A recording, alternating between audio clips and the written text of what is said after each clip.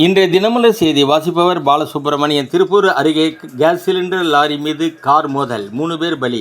குஜராத்தில் கைதான ஜெய்ஷ்-இ முகமது பயங்கரவாதிகள் ஜம்மு காஷ்மீரில் அதிநவீன ஆயுத பயிற்சி மற்றும் பயோ கெமிக்கல் எனப்படும் உயிரி ரசாயனங்களை கொண்டு தாக்குதல் நடத்தும் பயிற்சி பெற்றவர்கள் என்ற அதிர்ச்சி தகவல் வெளியாகியுள்ளது.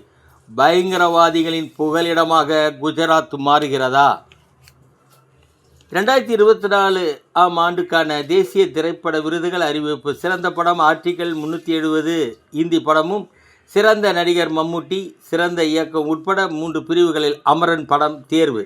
ஹார்முஸ் ஜலசந்திக்கு மாற்றுப்பாதை அமைக்க 5,77,000 கோடி ரூபாய் ஒப்பந்தம் அமெரிக்கா ஈராக்கு கையெழுத்தானது.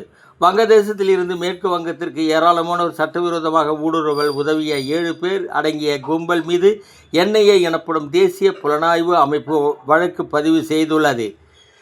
இந்த ஊடுருவலில் பயங்கரவாதிகளும் வரலாமே.